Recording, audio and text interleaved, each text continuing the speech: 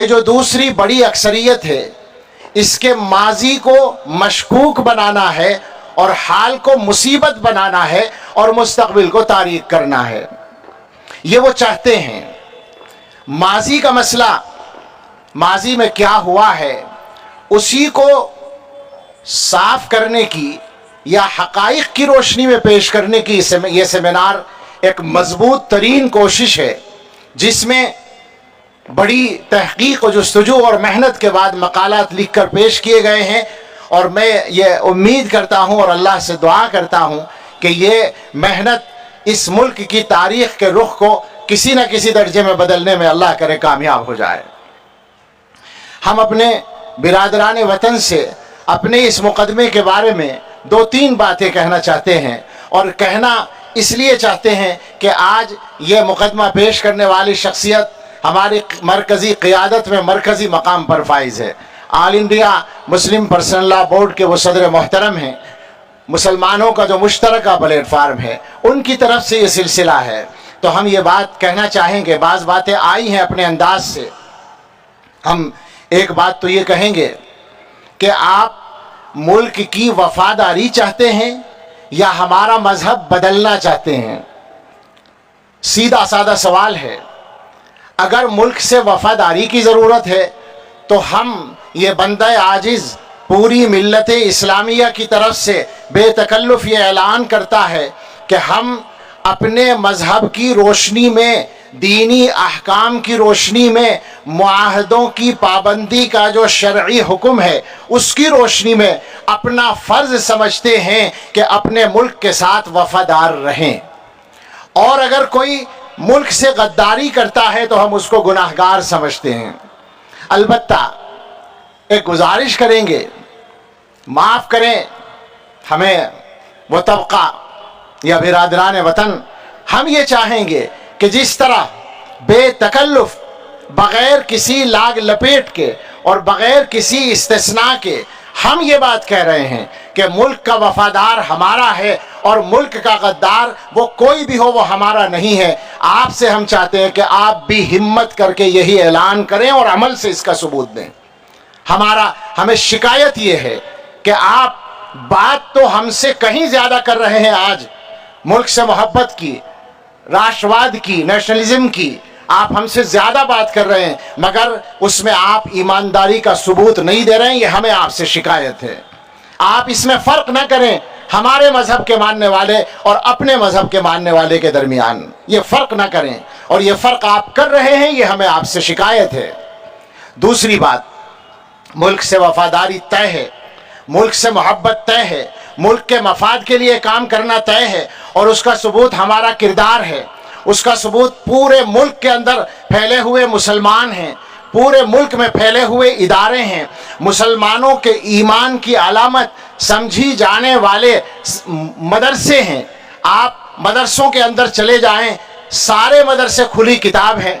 कोई मदरसा ऐसा नहीं है जिसमें आप आसानी के साथ किसी भी वक्त ना जा सकते हो। सबसे बड़ा मदरसा दारुल उलूम देवबंद 24 घंटे खुला है, कभी भी कोई आ सकता है और आकर देख सकता है। आप जाएं। हम हिंदू भाइयों को दावत देते हैं कि आप आएँ हमारे यहाँ, हमसे मिलें या ना मिलें, आप जाकर देखें कि हम क्या करते हैं। तो हमें उम्मीद है कि आपको इस बारे में पूरा इत्मीनान हासिल होगा।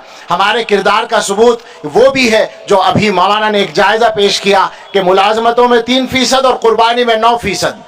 और इसके अलावा हिंदुस्तान की डीजीपी में जो हमारा किरदार है, माशियात मेरा मौजू नहीं है, मगर जो मैंने सुना है उसकी रोशनी में मैं समझता हूँ कि हिंदुस्तानी मुसलमान जो दूसरे मुल्कों में, ख़ास तौर से मुस्लिम मुल्कों में रहकर काम करते हैं, उनके ज़रिए से हिंदुस्तान को जो ज़र मुबादला मिलता है वो किसी और तबके के ज़रिए नहीं मिलता।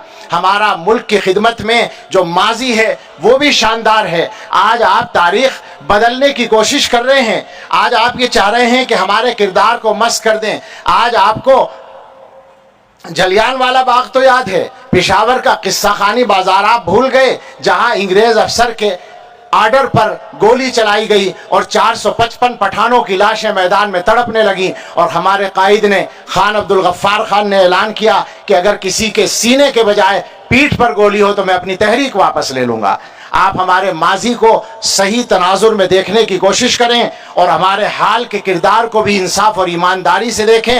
ہم آپ کو یقین دلاتے ہیں کہ ہندوستان کا مسلمان ہندوستان کے لیے ہر حال میں پابند وفا ہے، لیکن اسی کے ساتھ ساتھ یہ بات بالکل صاف لفظوں میں ہم اعلان کرنا چاہتے ہیں اس بات کا، یہ بندہ عاجز دارالعلوم دیوبند کا ایک ادنا خادم ہے جو ملت کا مرکزی ادارہ ہے، ملت کی مرکزی تنظیم all India Muslim personal law board کے صدر محترم کی سرپرستی میں بات ہو رہی ہے، جمعیت علماء ہند سے بھی تعلق ہے، اور پورے ملک کے مسلمانوں کی طرف سے بے تکلفی کے ساتھ یہ اعلان ہے کہ اگر آپ حب وطن کے نام پر ہمارے ایمان کو لینا چاہیں تو ہم ایک لمحے کے لیے اس کام کے لیے تیار نہیں ہیں۔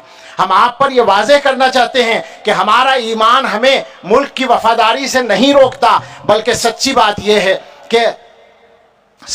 یہ ہے کہ اگر کوئی مسلمان ایمان سے ہٹتا ہے، اگر کوئی مسلمان ایمان سے پھرتا ہے تو وہ آپ کے ملک کے لیے بہت اچھا ثابت ہونا ضروری نہیں ہے، بلکہ مشکل ہے۔ جو اپنے مذہب کا اور اپنی ملت کا وفادار نہیں ہوگا وہ ملک کا وفادار بھی آسانی سے نہیں ہو سکتا۔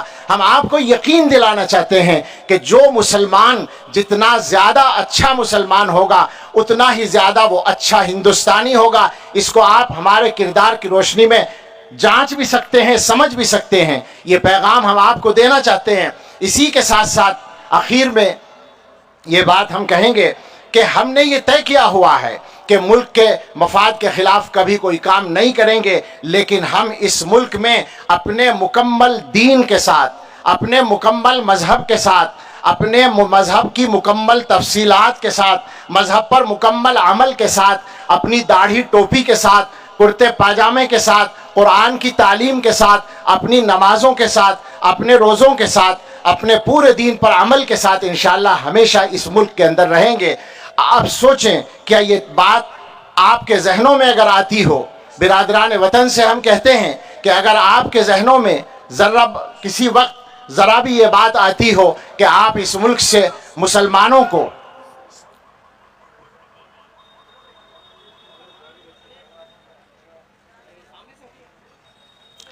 اگر کسی کے ذہن میں حاشیہ خیال میں بھی یہ بات ہو کہ وہ اس ملک سے مسلمانوں کا نام نشان مٹا سکتا ہے تو وہ احمقوں کی جنت میں رہتا ہے۔ ہم آپ کو یقین دلاتے ہیں، اپنی ملت کو یقین دلاتے ہیں، پورے ہندوستان کو یقین دلاتے ہیں کہ ملک کے 25 کروڑ مسلمان اسی ملک میں رہیں گے اور قیامت تک رہیں گے اور اسی مضبوطی کے ساتھ رہیں گے انشاءاللہ۔ آپ ہم سے جو صحیح مطالبہ کریں گے ہم اس مطالبے کو یقیناً پورا کریں گے۔ آپ ہماری تاریخ کو مسخ کرنے کی کوشش نہ کریں، ہمارے حال کو بدنام کرنے کی کوشش نہ کریں، اور مستقبل کی اگر بات ہے تو ہم آپ سے بے تکلف کہتے ہیں مستقبل آپ کے ہاتھ میں نہیں ہے، مستقبل اس کائنات کو پیدا کرنے والے کے ہاتھ میں ہے، اور اس کے اوپر ہمارا ایمان ہے کہ انشاءاللہ وہ اس سرزمین کو ایمان والوں کے وجود سے بار اونق رکھے گا۔ اللہ تعالیٰ ہر مسلمان کے ایمان کی، جان کی، مال کی، عزت و آبرو کی حفاظت فرمائے، اللہ اس ملک کی حفاظت فرمائے، اور اس ملک کے مفاد کے خلاف کام کرنے والوں سے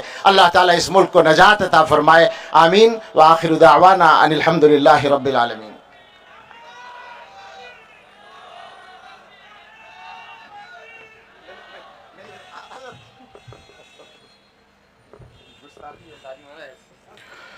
محترم حضرات، حضرت مولانا سلمان بجنوری صاحب نے اپنے خطاب کا آغاز کلیم عاجز کی ایک نظم سے کیا جس میں شکوہ بھی